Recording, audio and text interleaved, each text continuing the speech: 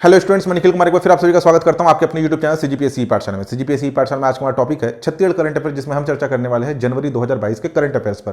Video शुरू करने से पहले आप लोगों के लिए एक इन्फॉर्मेशन है, सीजीपीएससी ई पाठशाला के करंट अफेयर का मैगजीन बुक डिपोज में अवेलेबल हो चुका है। वैसे तो ये जो बुक है 8 जनवरी को ही सारे बुक डिपो में सर्कुलेट कर दिया गया था, लेकिन अब तक मेरे द्वारा किसी भी यूट्यूब वीडियो में इस बुक से रिलेटेड इन्फॉर्मेशन शेयर नहीं किया गया था।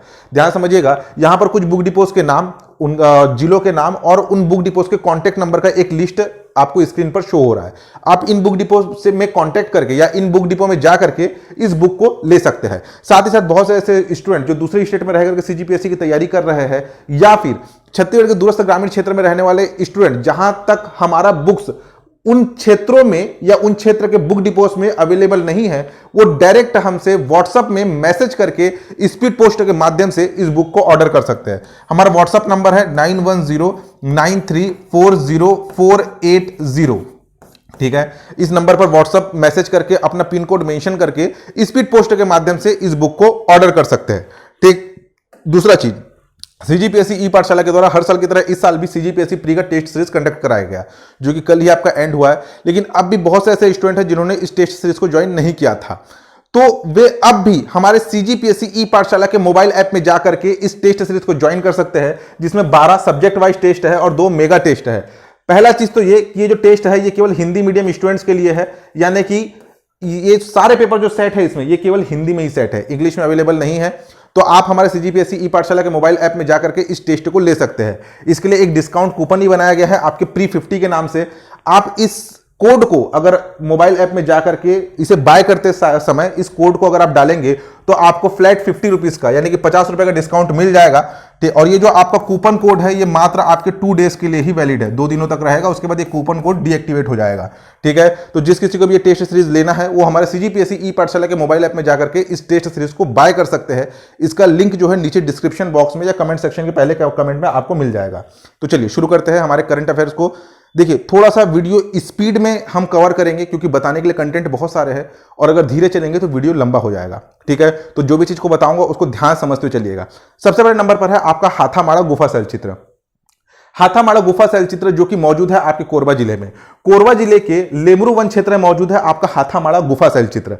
देखिए, ये जो आपका इस हाथामाड़ा गुफा शैल चित्र, जहां पर आदि मानव रचित शैल चित्र है, आदि मानव कालीन शैल चित्र यहां पर मौजूद है। देखिए, यहां पर जो है आपकी गुफा में लाल सफेद रंग से बने हुए 68 से अधिक हाथ पंजे के निशान है, यानी कि मानव हाथ पंजे के निशान है। जैसे कि साइड में आपको स्क्रीन में एक फोटो शेयर किया गया है, ये इसी हाथामाड़ा गुफा की है। जैसे कि आप देख रहे हैं यहां पर लाल रंग का और आपके सफेद रंग का, लाल और सफेद रंग से बने हुए 68 से अधिक मानव हाथ के पंजों के निशान यहां पर मौजूद है, जो कि आदि मानव कालीन है।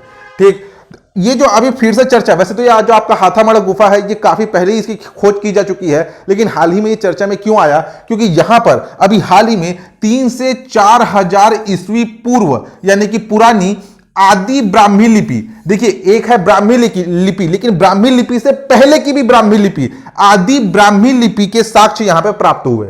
ठीक है, एक लिपि प्राप्त हुआ है जिसे दावा किया जा रहा है कि ब्राह्मी लिपि से पहले का भी आपका लिपि है, इसलिए इसे आदि ब्राह्मी लिपि नाम दिया जा रहा है। ठीक है, इस लिपि के खोज करता है आपके हरि सिंह क्षत्रिय, जिसके सहयोगी थे आपके मोजीलाल और भांतिलाल। इन तीनों के द्वारा, ठीक है, मेनली अगर नाम अगर किसी एक का लेना हुआ तो हरि सिंह क्षत्रिय का नाम अगर आप जो है आंसर में लेंगे, तो इनके द्वारा जो है हाल ही में इस हाथामाड़ा की गुफा में एक लिपि की खोज की गई है, जो कि आदि ब्राह्मी लिपि है।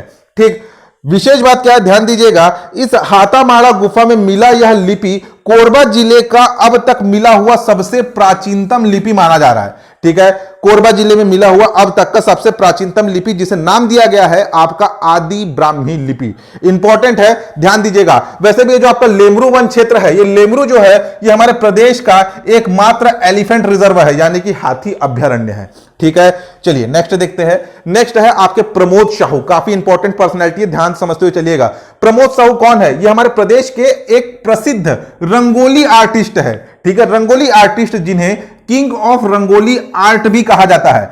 ठीक है, देखिए ये हमारे प्रदेश के एक प्रसिद्ध रंगोली आर्टिस्ट है। हाल ही में ये चर्चा में क्यों रहे, क्योंकि ये जो है अंतरराष्ट्रीय कला प्रोत्साहन मंच आर्ट शो इंटरनेशनल, जिसका आयोजन लॉस एंजल्स कैलिफोर्निया में हुआ, तो इस आपके आर्ट शो इंटरनेशनल में दुनिया के टॉप 20 पोर्ट्रेट आर्टिस्ट में जो है जगह बनाया है आपके इस प्रमोद साहू ने। ठीक है, इनका जो है फेसबुक में एक पेज भी बना हुआ है, इनका यूट्यूब पे चैनल पे ही है, जाकर के इनके कला को देखिए। इतने फिनिश तरीके से, जैसे कि अभी आप इस साइड में जो स्क्रीन में देख रहे हैं, ये कोई फोटो नहीं है, ये इनके द्वारा बनाया गया एक रंगोली है। ठीक है, बैठ करके जो रंगोली बनाया जाता है, रंगोली से बनाया गया है ये कोई फोटो नहीं है, कोई मोबाइल से क्लिक किया गया फोटो नहीं है। इसमें देखिए, ये जो है आपका, ये जो फोटो है, मतलब जिस फोटो के लिए या जिस रंगोली के लिए इन्हें सेलेक्ट किया गया है, वो है आपके रामनामी समाज। रामनामी समाज के वृद्ध व्यक्ति का 6x4 का रंगोली इन्होंने बनाया था। ठीक है, देखिए इतने काफी फिनिश तरीके से रंगोली बनाते हैं। अगर आप देखेंगे तो यहां पर एक एक चीज की जो कलाकारी है, टोपी, यहां पर जो एक वृद्ध व्यक्ति के शरीर की झुर्रियां, ठीक है, रामनामी समाज जो कपड़े में जो आपके राम राम राम का जो नाम लिखते हैं, सारा चीज एकदम फिनिश तरीके से बनाया गया था इनके द्वारा। ठीक है, इस कारण से इन्हें जो है आपका आर्ट शो इंटरनेशनल के टॉप 20 पोर्ट्रेट आर्टिस्ट के रूप में इनका सिलेक्शन हुआ है। और यह है आपके प्रमोद साहू। ठीक है, यह है आपके प्रमोद साहू। और देखिए, ये जो आपका रामनामी समाज है, रामनामी समाज हमारे छत्तीसगढ़ के जांजगीर चांपा जिले में इनका मुख्य रूप से संकेंद्रण है, जो कि मुख्यतः राम भगवान को मानते हैं। ठीक, तो ये जो है आपका रामनामी समाज, और जांजगीर चांपा में ही आपके बड़े भजन के मेले का भी आयोजन होता है। पीएससी में आया हुआ प्रश्न है, तो इसको भी थोड़ा सा ध्यान दीजिएगा। ठीक है, ये है आपके प्रमोद साहू। इससे पहले ये जो आपके प्रमोद साहू है, ये आपके ऑल इंडिया प्लेटिनम अवार्ड भी जीत चुके हैं। ऑल इंडिया प्लेटिनम अवार्ड, जिसमें उन्होंने साधुवाद की रंगोली बनाई थी। ये जो आपका रंगोली है, इसे इन्होंने नाम दिया है साधुवाद। देखने में इतना ऐसा लगता है कि किसी मोबाइल से क्लिक किया फोटो है, लेकिन वास्तविक तौर पर अगर हम बात करें तो ये इनके द्वारा बनाई गई रंगोली है। ठीक है, हमारे प्रदेश के काफी प्रसिद्ध आपके रंगोली आर्टिस्ट है, तो इनको थोड़ा सा याद रखिएगा। नेक्स्ट देखिए, अभी हाल ही में हमारे छत्तीसगढ़ में आपके नगरीय निकाय चुनाव हुए, जिसमें 4 नगर निगम में आपके महापौर चुनाव भी हुए थे। ठीक है, यानी कि जो महापौर चुनाव अभी वर्तमान में हमारे प्रदेश में अप्रत्यक्ष होता है, यानी कि जनता पार्षदों को चुनती है और हमारे द्वारा चुने गए पार्षद महापौर को चुनते हैं। ठीक, तो हमारे लिए ध्यान दीजिएगा, अभी जो आपके जो मुख्यतः 4 नगर निगम में आपके नए महापौर नियुक्त होकर के पहुंचे हैं। अब 4 नगर निगम कौन से हैं, ध्यान दीजिए। एक तो आपको दुर्ग जिले को याद रखिएगा, और दूसरा दुर्ग जिले के बगल में मौजूद है आपका रायपुर जिला। दुर्ग जिले के 3 नगर निगम कौन कौन सा, रिसाली, भिलाई और भिलाई चरौदा, जबकि रायपुर जिले का एक नगर निगम जो कि है आपका बिरगांव। ठीक, तो देखिए 4 नए महापौर कौन कौन है। अगर हम बात करें बिरगांव नगर निगम की, तो बिरगांव नगर निगम में है आपके नंदलाल देवांगन। ठीक है, बिरगांव नगर निगम के वर्तमान महापौर कौन है पूछा जाए, कांग्रेस के नंदलाल देवांगन। ठीक है, ये है आपके नंदलाल देवांगन।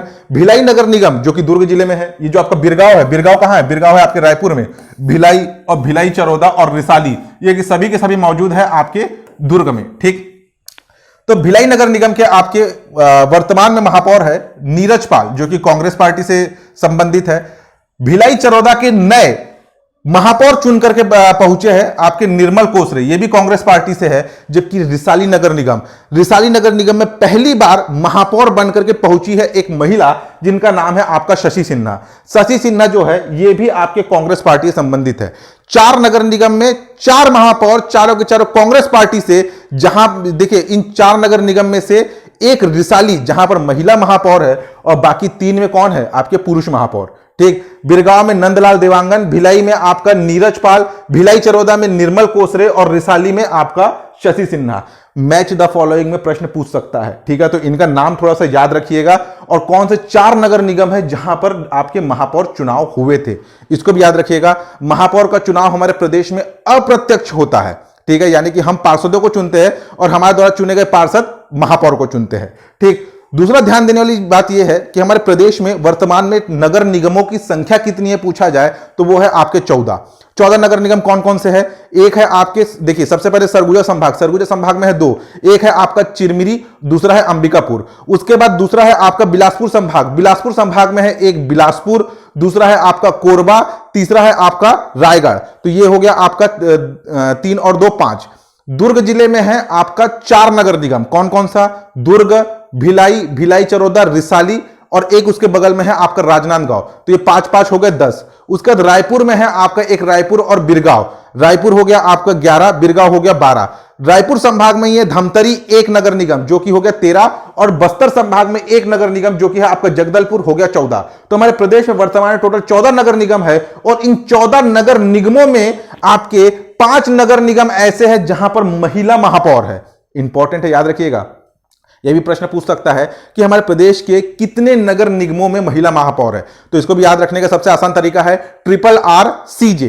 RRCJ का मतलब एक है आपका राजनांदगांव, दूसरा है रायगढ़, तीसरा है रिसाली, एक है आपका चिरमिरी, ये जो चिरमिरी आपका मौजूद है आपके कांकेर जिले में, और एक है आपका जगदलपुर। ये मत बोलना कि चिरमिरी अभी मनेंद्रगढ़ में, मनेंद्रगढ़ अभी बना नहीं है, याद रखिए, ठीक है। तो अभी वर्तमान में जो आपके 5 नगर निगम जहां पर महिला महापौर है, ठीक है, 5 नगर निगम में महिला महापौर है, बाकी जो 9 नगर निगम है वहां पे पुरुष महापौर है, ठीक। इंपॉर्टेंट है, इसको याद रखिएगा। चलिए नेक्स्ट देखते हैं। नेक्स्ट है आपका प्रदेश का पहला 4 लेन सुरंग, ठीक है। प्रदेश का पहला 4 लेन सुरंग ये जो है आपका स्थित है केशकाल पहाड़ी कांकेर में। देखिए ध्यान दीजिएगा, एक है आपका केशकाल घाटी, केशकाल घाटी जो कि मौजूद है आपके कोंडा गांव में, ठीक है। केशकाल घाटी जो है ये कहां मौजूद है, ये पर्टिकुलर मौजूद है आपके कोंडा गांव में, लेकिन यहां पर बात हो रही है केशकाल पहाड़ी की।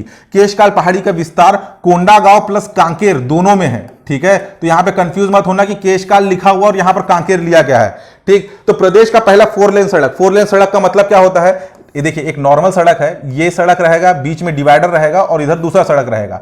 यहां पर ये भी 2 भाग में डिवाइड रहता है, जहां पे एक साइड केवल जाने वालों के लिए और दूसरा साइड केवल आने वालों के लिए होता है, ये कहलाता है आपका 4 लेन सड़क। तो प्रदेश का पहला 4 लेन सुरंग की बात की जा रही है, यानी कि ये भी एक सड़क ही है लेकिन सुरंग के अंदर से गुजर रहा है, ठीक है। ये जो है ये बनाया जा रहा है आपके केशकाल पहाड़ी कांकेर में। इस सुरंग की लंबाई होगी, 4 लेन सुरंग की लंबाई होगी आपके 2.5 किलोमीटर। ध्यान दीजिएगा, ये जो आपका 4 लेन सुरंग है ये बनाया जा रहा है आपके भारतीय राष्ट्रीय राजमार्ग प्राधिकरण के द्वारा, यानी कि NHAI, national highway authority of India के द्वारा। और ये जो आपका सुरंग बनाया जा रहा है ये आपका भारतमाला परियोजना के तहत रायपुर से विशाखापट्टनम तक कुल 465 किलोमीटर लंबा बनने वाला एक्सप्रेसवे का इकोनॉमिक कॉरिडोर का हिस्सा है। यानी कि हमारे प्रदेश में जो कांकेर का जो केशकाल की पहाड़ी में, पहाड़ी के बीचों बीच से जो सुरंग में जो 4 लेन सड़क बनाई जा रही है जिसकी लंबाई 2.5 किलोमीटर है, ये भारत सरकार की भारतमाला परियोजना के तहत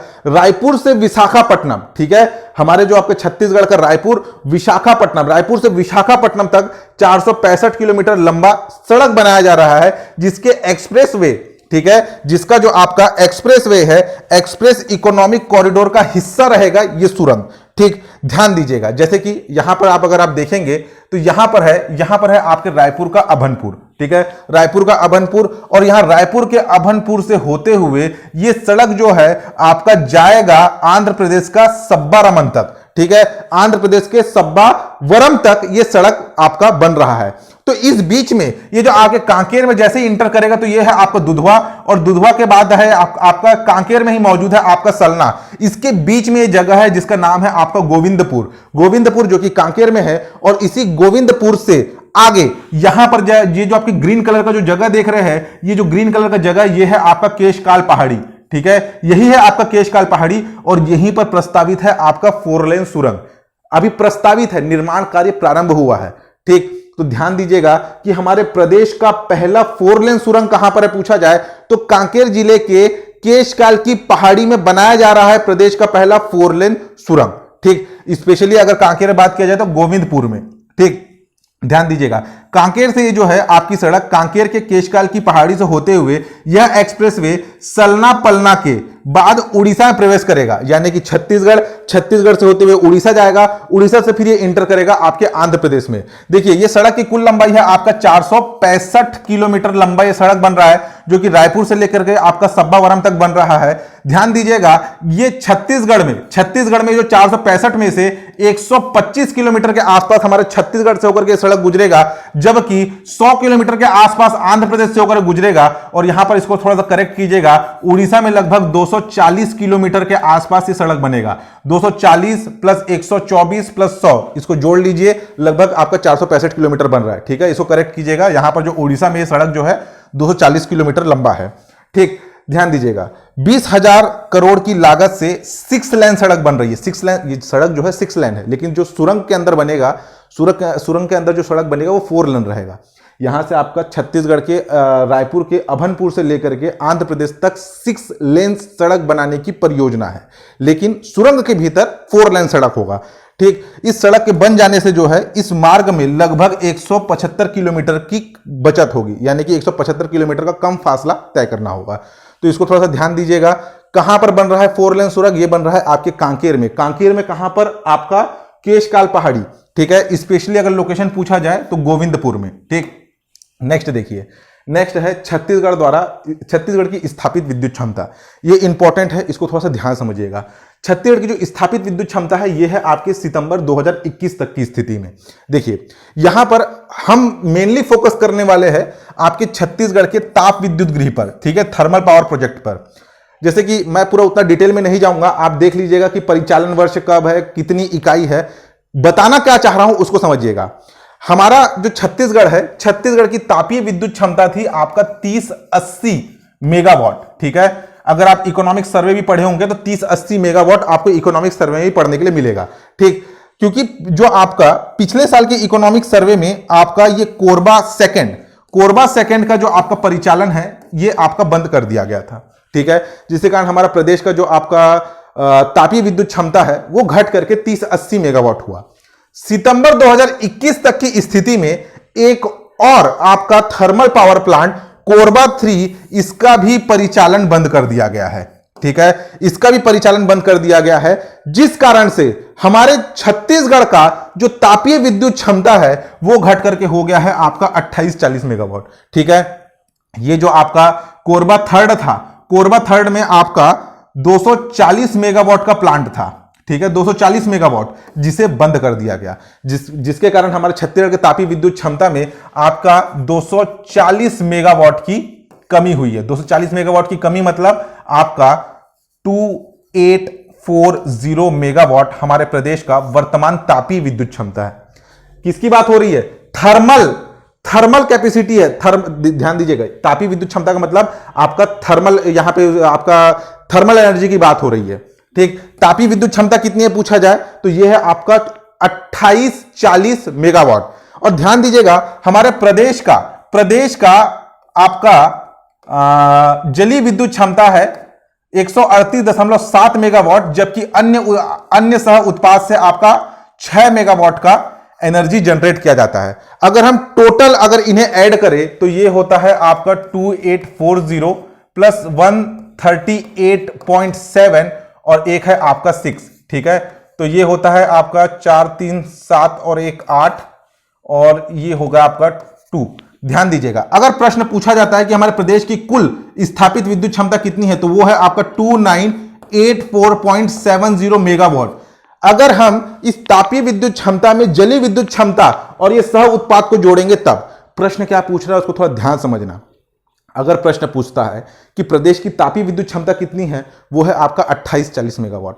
अगर प्रश्न पूछता है कि छत्तीसगढ़ की कुल विद्युत उत्पादन क्षमता कितनी है, कुल में तापीय, जलीय और सह उत्पाद सब आएंगे तो उस कंडीशन में उत्पादन क्षमता कितनी होगी? 2984.70 मेगावाट।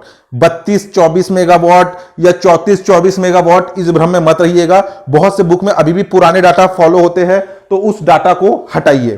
टेलीग्राम चैनल में भी मैंने इसे शेयर किया था तो इसको थोड़ा सा अच्छे से याद रखिएगा। ठीक, अब नेक्स्ट देखिए, राज्य की एक लौती त्रिमुखी सूर्य की प्रतिमा हमारे प्रदेश के आपके बारसूर, दंतेवाड़ा के बारसूर में मौजूद है प्रदेश की एक लौती त्रिमुखी सूर्य की प्रतिमा। ठीक है, त्रिमुखी सूर्य की प्रतिमा मौजूद है। और ध्यान दीजिए, ये इसका जो निर्माण है, इसका निर्माण आपका 9वीं से 13वीं सदी के आसपास इसका निर्माण हुआ था। अगर बात किया जाए तो हमारे प्रदेश में 2 ऐसे राजवंश थे जो कि मुख्यतः सूर्य या सौर्य धर्म से संबंधित थे। एक थे आपके कलचुरी शासक और दूसरे थे आपके छिंदक नागवंशी शासक। इस मंदिर का निर्माण आपके 9वीं से 13वीं सदी के आसपास तो हुआ, लेकिन किन शासकों ने इसका निर्माण कराया इसके कोई भी प्रमाण मौजूद नहीं है। ये जो इसकी पहचान जो है 7 घोड़ों के रथ पर सवार प्रतिमा है, जिसके आधार पर, क्योंकि सूर्य देव का जो आपकी सवारी है वो है घोड़ा, तो यहां अगर आप देखेंगे तो यहां पर देखिए 1 2 3 4 5 6 7 घोड़े बने हुए हैं और यहां पर उनके 3 ठोक चेहरे हैं। ठीक है, तो 7 घोड़े वाले रथ के आधार पर इन्हें सूर्य देव की प्रतिमा माना गया है। तो हमारे प्रदेश का एक लौती तीन मुख वाला त्रिमुखी सूर्य की प्रतिमा कहां मौजूद है पूछा जाए तो बारसूर में।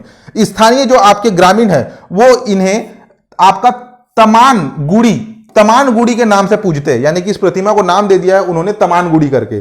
संरक्षण के अभाव के कारण जो मंदिर है ये टीला में परिवर्तित हो रहा है और प्रतिमा खुले आसमान के नीचे पड़ी हुई है। प्रश्न बस ये पूछा जाएगा कि प्रदेश में एक लौती त्रिमुखी सूर्य की प्रतिमा कहां पर स्थित है पूछा जाए तो वो मौजूद है कहां पर, आपके बारसूर दंतेवाड़ा में। नेक्स्ट ध्यान दीजिएगा, नेक्स्ट है आपकी शिवलिंग और माता लक्ष्मी की खंडित प्रतिमा प्राप्त हुई है। काफी इंपॉर्टेंट है, ये क्वेश्चन बनेगा। देखिए, शिवलिंग और माता लक्ष्मी की खंडित प्रतिमा अभी हाल ही में प्राप्त हुआ है आपके बारसूर दंतेवाड़ा में। बारसूर दंतेवाड़ा में आपके पेदम्मा गुड़ी मंदिर है, एक पेदम्मा गुड़ी, 16 खंबा मंदिर और सूर्य मंदिर, ठीक है, ये तीनों के तीनों आपके बारसूर दंतेवाड़ा में आसपास में ही मौजूद मंदिर है। पेदम्बा गुड़ी, 16 खंबा मंदिर और सूर्य मंदिर। इसकी सफाई के दौरान इस मंदिर में आपका शिवलिंग मिला है और आपका माता लक्ष्मी की खंडित प्रतिमा मिली है। देखिए, ये जो 16 खंबा मंदिर है, ये जो स्तंभ मंदिर या खंबा मंदिर का जो आपका निर्माण है, ये किन शासकों के काल का है पूछा जाए, किस शासकों के काल की विशेषता है तो ये है आपके छिंदक नागवंशीय शासक, छिंदक नागवंशीय शासकों के काल में आपका स्तंभ मंदिर या आपका खंबा मंदिर का निर्माण किया जाता था। 8 खंबा मंदिर, 16 खंबा मंदिर, 32 खंबा मंदिर, जिसे 32 मंदिर के नाम से भी जाना जाता है, ये सभी के सभी आपके छिंदक नागवंशीय शासकों के काल में निर्मित आपके मंदिर थे। तो इस मंदिर के इस 16 खंबा मंदिर के जो है आपके सफाई के दौरान मिले हैं शिवलिंग। देखिए कैसे अस्त व्यस्त अवस्था में ये जो भी इसके स्तंभ थे ये सभी गिरे हुए हैं, ठीक है, सभी गिरे हुए थे। इसका जब सफाई किया गया या इसे खड़ा किया गया तब उसके नीचे मिला है आपका शिवलिंग, ठीक है। इसे 16 खंबा मंदिर के जो है नीचे दबा हुआ मिला है आपका शिवलिंग, और जो शिवलिंग है ये कोटा स्टोन से बना हुआ है जो कि मिलता है आपके राजस्थान में। यानी कि उस काल में हमारा छत्तीसगढ़ जो छिंदक नागवंशी शासकों के काल में हमारे छत्तीसगढ़ का ये क्षेत्र इतना समृद्ध था कि हम जो है आपके राजस्थान से आयात कर रहे थे कोटा स्टोन, और उसी से बनाया गया है आपका शिवलिंग, और यहीं पर मिला है आपका माता लक्ष्मी की प्रतिमा, ठीक है। तो प्रश्न पूछा जाएगा कि प्रदेश के किस स्थान से आपके शिवलिंग और माता लक्ष्मी की प्रतिमा प्राप्त हुई है तो वो है आपका बारसूर दंतेवाड़ा से। इंपॉर्टेंट है, याद रखिएगा, ये प्रश्न बन सकता है, ठीक है। नेक्स्ट देखिए, नेक्स्ट है विश्व में भगवान झूलेलाल की सबसे बड़ी प्रतिमा। सबसे पहले ध्यान दीजिएगा, भगवान झूलेलाल कौन है। भगवान झूलेलाल आपके सिंधी समाज के इष्ट देवता है, ठीक है। सिंधी जो कि हिंदू धर्म का ही एक आपका समूह बोल सकते हैं, एक समाज बोल सकते हैं। सिंधी समाज के प्रमुख देवता है आपके झूलेलाल, ठीक। विश्व में केवल आपकी प्रदेश छत्तीसगढ़ की बात नहीं हो रही, भारत की बात नहीं हो रही, पूरे विश्व में, पूरी दुनिया में झूलेलाल की सबसे बड़ी प्रतिमा स्थापित की गई है आपके रायपुर के न्यू राजेंद्र नगर में। इस प्रतिमा की ऊंचाई है आपकी 56 फीट। यह प्रतिमा जो है आपकी 56 फीट ऊंची है, ठीक है। विश्व में झूलेलाल की सबसे ऊंची प्रतिमा कहां पर है पूछा जाए तो यह है आपके रायपुर के राजेंद्र नगर में। ध्यान दीजिएगा, ये जो झूलेलाल है इन्हें वरुण देवता का अवतार माना जाता है। वरुण जो कि आपकी जल के देवता है, वरुण जल देवता का अवतार मानते हैं। सिंधी समाज से संबंधित एक प्रमुख पर्व है वो है आपका चेटी चंड उत्सव। चेटी चंड उत्सव जो कि सिंधी समाज 9 वर्ष के रूप में मनाता है, और ये जो चेटी चंड उत्सव है ये इन्हीं आपके झूलेलाल के जन्म दिवस के रूप में यानी कि जन्म जयंती के रूप में मनाया जाता है इन सिंधी समाज के द्वारा।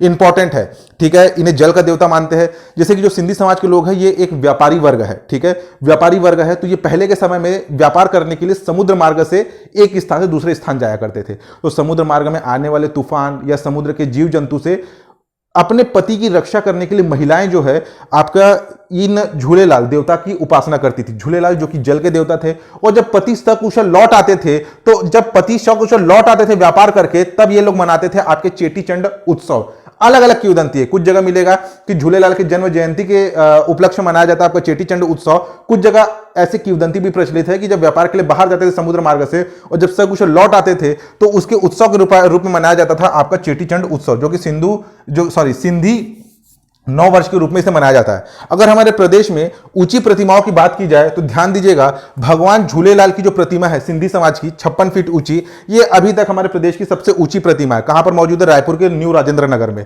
56 फीट ऊंची है। उसके बाद सेकंड नंबर पर है भगवान श्री राम की प्रतिमा। भगवान श्री राम की जो प्रतिमा है जो कि आपके माता कौशल्या मंदिर के प्रांगण में 51 फीट ऊंची प्रतिमा स्थापित की गई है। उसके बाद है आपका बाबा बैजनाथ की जो प्रतिमा है, ये भी 51 फीट ऊंची प्रतिमा है जो कि मोतीबाग रायपुर में ही स्थित है। सारी की सारी प्रतिमाएं जो है ये आपके रायपुर में ही स्थित है। और उसके बाद है आपके बूढ़ा तालाब के सामने स्थापित किया गया स्वामी विवेकानंद का 37 फीट ऊंची प्रतिमा। ठीक है, तो ये थोड़ा सा एक प्रतिमा का थोड़ा सा एक लिस्ट को याद रखिएगा।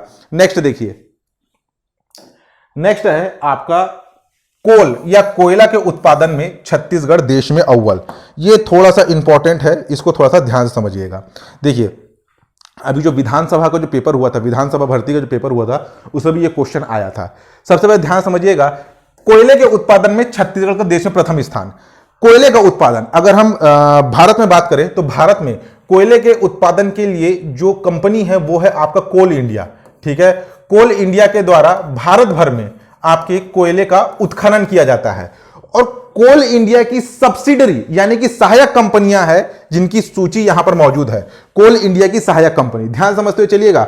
हमारे छत्तीसगढ़ में कोयले का उत्खनन कौन करती है? वो करती है आपकी साउथ ईस्टर्न कोलफील्ड लिमिटेड यानी कि SECL के द्वारा हमारे छत्तीसगढ़ में कोयले का उत्खनन किया जाता है, जिसका मुख्यालय मौजूद है आपके बिलासपुर में। ये भी कोल इंडिया की ही सब्सिडरी कंपनी है। तो सबसे पहले नाम थोड़ा देख लीजिएगा कि ये कोल इंडिया के अंतर्गत कौन कौन सी सब्सिडरी कंपनी है और उनका मुख्यालय कहां है। ये भी मैच द फॉलोइंग में आता है। सबसे पहले नंबर पर है आपका ECL, ये मौजूद है आपका ईस्टर्न कोलफील्ड लिमिटेड, जिसका मुख्यालय है आपका पश्चिम बंगाल में। सेकंड नंबर पर है आपका BCCL यानी कि भारत कोकिंग कोल लिमिटेड, जिसका मुख्यालय है आपके धनबाद झारखंड में। तीसरा है सेंट्रल कोलफील्ड लिमिटेड CCL, इसका भी मुख्यालय है आपका रांची में, रांची झारखंड में। चौथे नंबर पर है वेस्टर्न कोलफील्ड लिमिटेड, जिसका मुख्यालय है आपके नागपुर महाराष्ट्र में।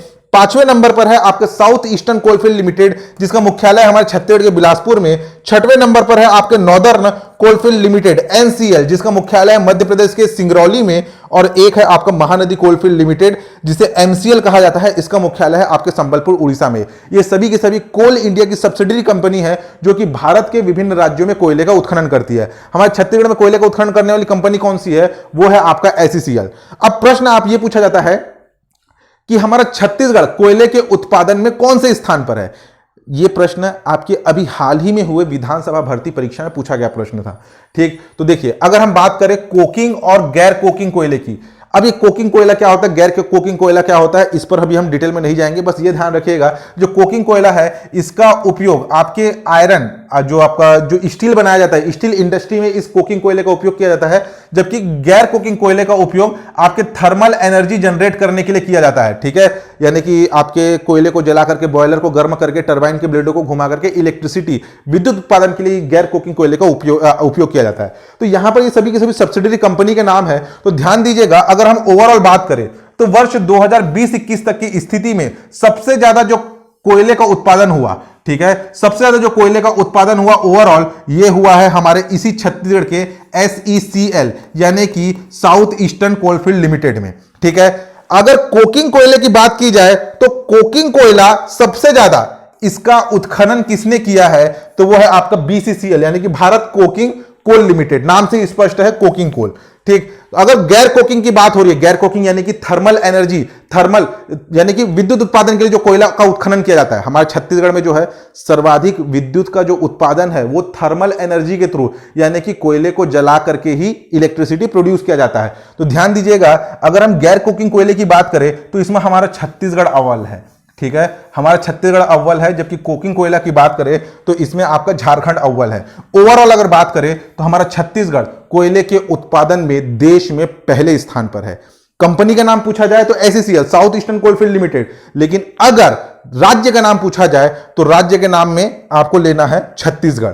पहले नंबर पर है छत्तीसगढ़, दूसरे नंबर पर है आपका MCL का मतलब महानदी कोलफील्ड लिमिटेड, जो कि है आपका उड़ीसा में। और तीसरे नंबर पर है आपका NCL का मतलब है आपका नॉर्दर्न कोलफील्ड लिमिटेड, जो कि है आपके मध्य प्रदेश में। तो पहले नंबर पर छत्तीसगढ़, दूसरे नंबर पर उड़ीसा और तीसरे नंबर पर है आपका मध्य प्रदेश। ठीक, नेक्स्ट देखिए, ये तो था आपका कोकिंग और गैर कोकिंग कोयले के मामले में। अगर बात किया जाता है आपके भूमिगत कोयले का उत्खनन और खुली खदानों से कोयले के उत्खनन के मामले में, तो ध्यान दीजिएगा, भूमिगत पूछे या आपका खुला पूछे तो यहां पर हमारा छत्तीसगढ़ सेम, देखिए डाटा वही है, डाटा वही है। अगर प्रश्न पूछना होगा तो थोड़ा घुमा सकता है। इसमें भी हमारा छत्तीसगढ़ जो है ये पहले स्थान पर है। छत्तीसगढ़ पहले स्थान पर, सेकंड नंबर पर है आपका उड़ीसा और थर्ड नंबर पर है कौन सा? आपका MCL यानी कि थर्ड नंबर पर है आपका एनसीएल। एनसीएल मतलब कि नॉर्दर्न कोलफील्ड लिमिटेड, जो कि मौजूद है आपका मध्य प्रदेश में। ठीक, तो ये आंकड़े को थोड़ा सा याद रखिएगा और ये आंकड़ा इंपॉर्टेंट है। रिपोर्ट कोल इंडिया का जो रिपोर्ट है 2020-21 में ये रिपोर्ट आया था और 2020-21 के रिपोर्ट में ये छत्तीसगढ़ की स्थिति है और ये क्वेश्चन पूछा भी गया है, जिसमें आंसर लिया गया है कि हमारा छत्तीसगढ़ कोयले के उत्पादन में देश में पहले स्थान पर है। ठीक है, नेक्स्ट देखिए, नेक्स्ट है आपका ह्वेनसांग की प्रतिमा। ये अभी पहली बार मेरे को देखने के लिए मिला और काफी इंपॉर्टेंट लगा ये चीज। ठीक, तो इसको थोड़ा ध्यान समझिएगा। ह्वेनसांग की प्रतिमा ये कहां पर स्थित है पूछा जाए तो ये मौजूद है आपके कंकालीन माता मंदिर बीजापुर में स्थित है आपकी ह्वेनसांग की प्रतिमा। ये जो प्रतिमा है ये तोता और कटार पकड़े हुए ह्वेनसांग की एक प्रतिमा जो कि खुले आसमान के नीचे मौजूद है। ये है आपका ह्वेनसांग जो कि ये तलवार पकड़ा हुआ है और इसी के साइड में यहां पर मौजूद है तोता। ठीक है, तो तोता और कटार लिए हुए यहां पर जो है ह्वेनसांग की प्रतिमा मौजूद है कंकालीन माता मंदिर बीजापुर में।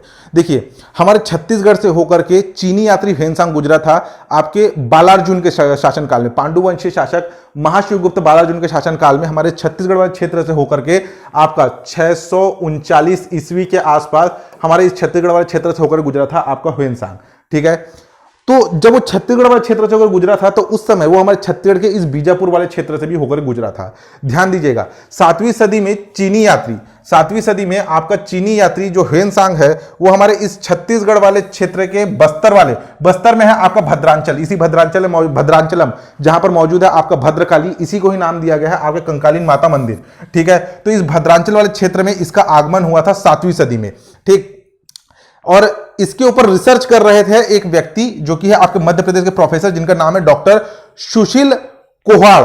सुशील कोहाड़ ने जो है इसका अध्ययन करके इस बात का दावा किया है कि 7वीं सदी के आसपास चीनी यात्री ह्वेनसांग बस्तर वाले क्षेत्र में बीजापुर के कंकालीन माता मंदिर में भी ये कुछ समय के लिए रुका था। और ध्यान दीजिएगा, ह्वेनसांग ने बीजापुर के इस कंकालीन गुड़ी का मतलब होता मंदिर, जहां पर इसने ताड़पत्र का पंखा भेंट किया था। इस मंदिर को उसने ताड़पत्र का पंखा, जैसे कि अगर आप चाइनीज लोग को देखेंगे तो वो हवा लेने के लिए एक पंखा यूज करते हैं, हाथ से एक हवा लेने वाला पंखा, तो वैसे ही ताड़पत्र का बना हुआ जो पंखा है वो भेंट किया था। और ये जो पंखा है ये आज भी इस मंदिर में मौजूद है, जिसे संभाल कर रखा गया है। वैसे तो ये टूट फूट गया है, लेकिन ये प्रमाण है कि चीनी यात्री ह्वेनसांग इस क्षेत्र से होकर के गुजरा था। ठीक है, और ऐसा माना जाता है, इन्होंने अपने रिसर्च में बताया कि त्रिकलिंग और कलिंग के बीच में आटाविक नामक एक गणराज्य था जो कि बौद्ध भिक्षुओं का प्रमुख केंद्र था। तो इसी आटाविक नामक गणराज्य में जाने के दौरान वो हमारे इस छत्तीसगढ़ के बीजापुर के कंकालीन माता मंदिर में गया, जहां पर उसने भेंट स्वरूप इस ताड़पत्र को भेंट किया था। इंपॉर्टेंट है, इसको याद रखिएगा। नेक्स्ट देखिए, नेक्स्ट है आपका बैडमिंटन एशिया टीम चैंपियनशिप, जिसका आयोजन हो रहा है आपके मलेशिया में। 15 से लेकर 20 फरवरी के मध्य इसका आयोजन होगा।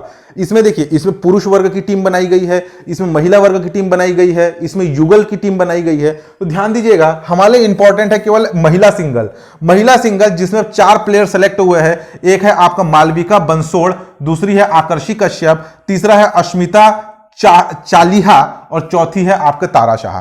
ये जो आपका मालविका बंसोड़ है, इसे महिला सिंगल का कप्तान बनाया गया है। ये भी हमारे लिए इंपॉर्टेंट है, ध्यान दीजिएगा। ये आपकी रहने वाली तो आपकी महाराष्ट्र नागपुर की है, लेकिन पिछले 4 साल से ये हमारे छत्तीसगढ़ के रायपुर में रह करके ट्रेनिंग कर रही है। दूसरा, इसी टीम में मौजूद है आपकी आकर्षी कश्यप, जो कि हमारे छत्तीसगढ़ की स्टार प्लेयर है बैडमिंटन की। ठीक, बाकी 2 का नाम याद नहीं रखेंगे तो भी चलेगा, लेकिन ये मालविका का नाम याद रखिएगा, जो कि इस महिला सिंगल की कप्तान है, इस महिला सिंगल की टीम की।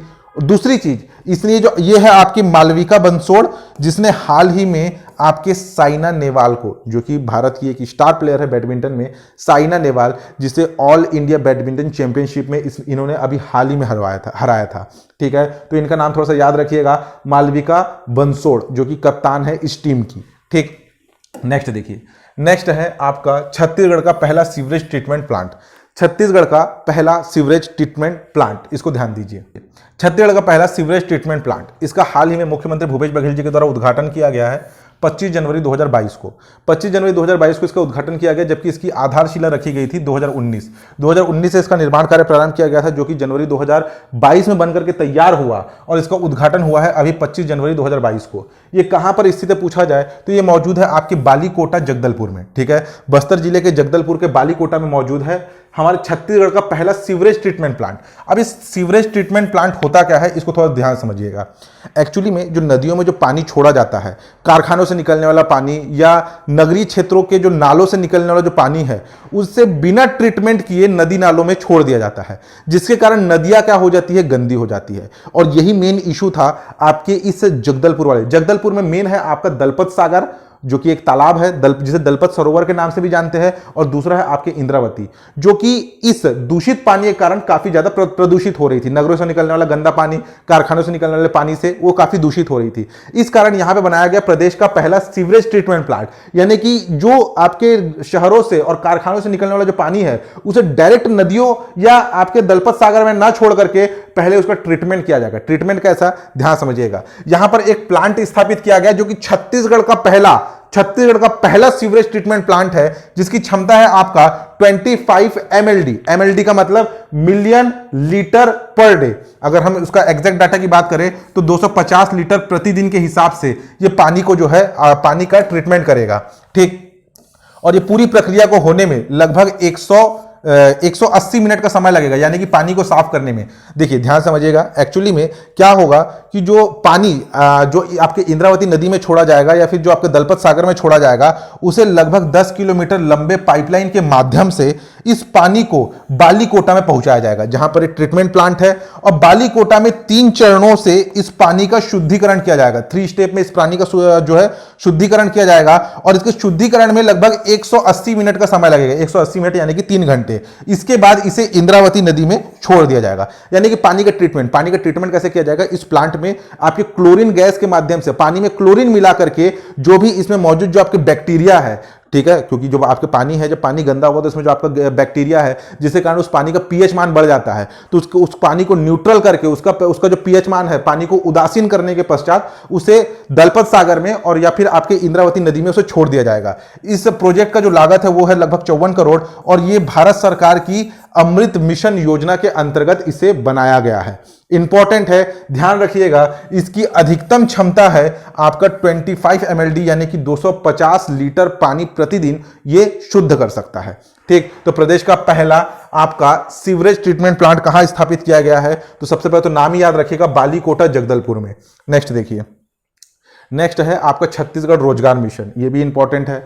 अभी हाल ही में प्रदेश सरकार के द्वारा घोषणा किया गया था कि छत्तीसगढ़ में जो है रोजगार मिशन का गठन किया जाएगा। छत्तीसगढ़ में रोजगार मिशन गठन किए जाने की घोषणा की गई थी आपके 15 जनवरी 2022 को, जबकि इसकी पहली बैठक हुई आपके 23 जनवरी 2022 को। दोनों डेट इंपॉर्टेंट है, क्योंकि थोड़ा ध्यान समझिए, हमारे प्रदेश में जो है बेरोजगारी का स्तर, अगर सरकारी आंकड़े के हिसाब से बात किया जाए तो पूरे के पूरे भारत में हमारे छत्तीसगढ़ में सबसे कम बेरोजगारी है, जो कि एकदम फालतू की बात है, ठीक है। लेकिन सरकार जो है रोजगार के दिशा में काम करने के लिए अलग से एक आपके छत्तीसगढ़ रोजगार मिशन की शुरुआत कर रही है। इसकी घोषणा की गई थी 15 जनवरी 2022 को, जबकि इसकी पहली बैठक हुई 23 जनवरी 2022 को, कुछ ही दिन पश्चात। तो जिस रोज पहली बैठक हुई उसी को जो है आप इस मिशन के गठन का डेट मान सकते हैं, क्योंकि मेंशन नहीं किया गया कि इसका गठन कब हुआ। घोषणा हुआ था 15 जनवरी को, पहली बैठक हुई 23 जनवरी 2022 को, और 23 जनवरी को ही आप इस मिशन के गठन को मान सकते हैं।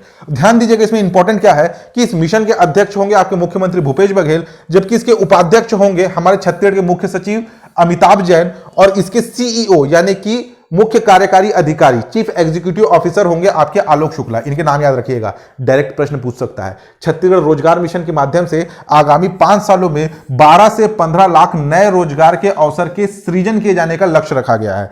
इस विशेष बात क्या है कि इसमें छत्तीसगढ़ हर्बल की पहल के साथ साथ गोधन न्याय मिशन, टी कॉफी बोर्ड, मछली पालन, लाख उत्पादन को कृषि का दर्जा, rural industry park, millet mission तथा वाणिज्यिक वृक्षारोपण जैसे कार्यक्रमों को प्रभावशील क्रियान्वयन से राज्य में रोजगार के नए अवसरों का सृजन किया जाएगा। यानी कि अगर सीधे तौर पर बात किया जाए तो हर क्षेत्र का, कृषि आधारित क्षेत्र हो गया, या फिर आपका जो सरकार की जो नई योजनाएं जो सरकार चला रही है, जो रूरल इंडस्ट्रियल पार्क है, जो मिलेट मिशन है, इन सभी क्षेत्र में जो युवा लोगों के लिए रोजगार के नए नए रास्ते इजाद करना इस मिशन का मुख्य उद्देश्य है।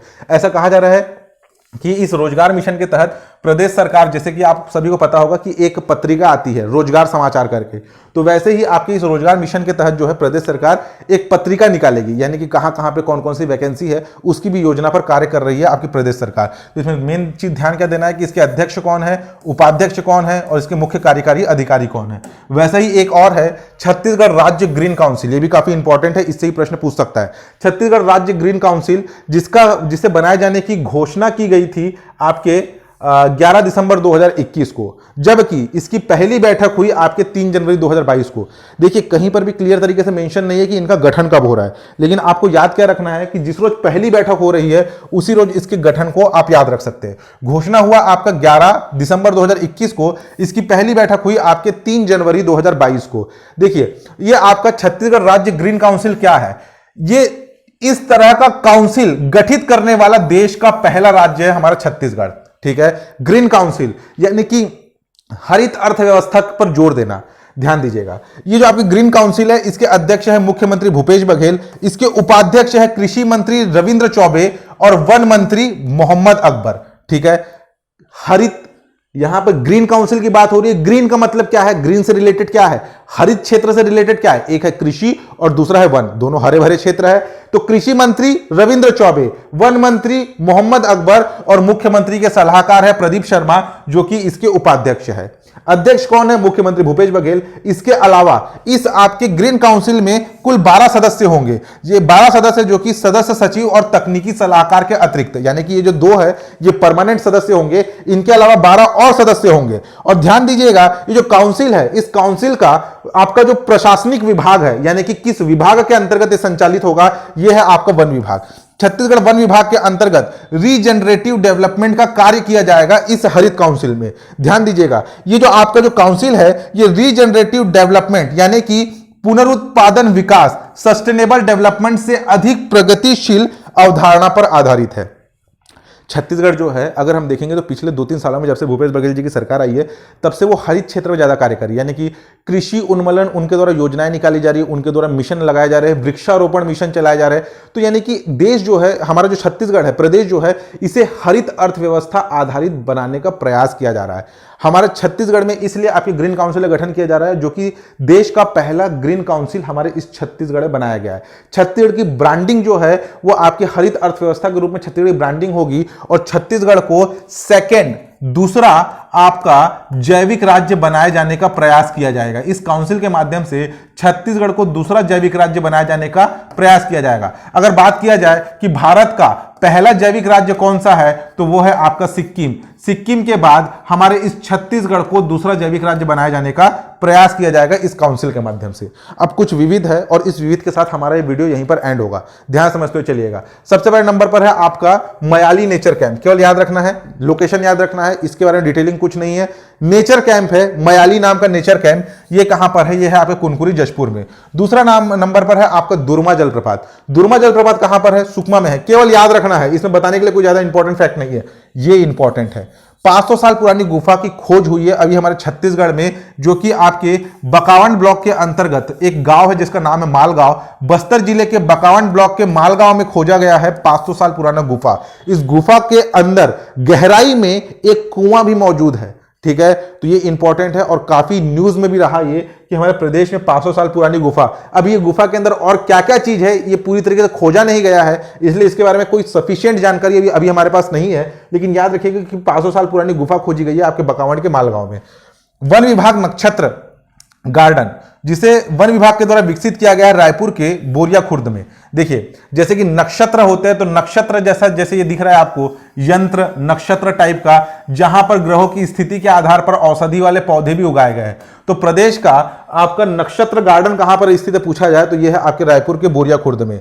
दी अजीत जोगी, आप सभी को पता होगा कि हमारे प्रदेश के जो पहले मुख्यमंत्री थे अजीत जोगी, उनके ऊपर एक बायोपिक बन रही है। इस बायोपिक में जो है, इस आपके बायोपिक में ध्यान दीजिएगा, उनके बचपन का किरदार निभा रहे हैं सहदेव दिर्दो। इन सहदेव से आप सभी परिचित होंगे, इनका एक गाना काफी हिट हुआ था, बचपन का प्यार मेरा भूल नहीं जाना रे वाला। ठीक है, तो ये वही है, एक आदिवासी बालक है जो काफी फेमस हो चुके हैं और इन्हें ही इन आपके द अजीत जोगी बायोपिक में अजीत जोगी जी के बचपन का किरदार निभाए जाने के लिए सेलेक्ट किया गया है। नेक्स्ट देखिए, राज्य की एक लौती ब्रह्मा जी का मंदिर। हमारे देश में ब्रह्मा जी का एकमात्र मंदिर मौजूद है आपके राजस्थान के पुष्कर में। ऐसा ही एक प्रतिमा मौजूद है, इसको मंदिर नहीं बोल सकते, ये पेड़ के नीचे स्थित है ब्रह्मा जी का एक मूर्ति, ठीक है। लेकिन अगर पीछे तरफ अगर ये जो यहाँ पे देखेंगे साइन बोर्ड लगा हुआ है जिसे ब्रह्मा मंदिर कहा जा रहा है, ठीक है। तो हमारे प्रदेश का एक लौता ब्रह्मा जी का मंदिर मौजूद है बीजापुर के भैरमगढ़ के मिरतुर ग्राम में। धान खरीदी, हमारे प्रदेश में धान की खरीदी जिसका डेट डिसाइड किया गया था 1 दिसंबर से लेकर के 31 जनवरी तक, ठीक है। 31 जनवरी 2022 तक आपके धान खरीदी का डेट डिसाइड किया गया था।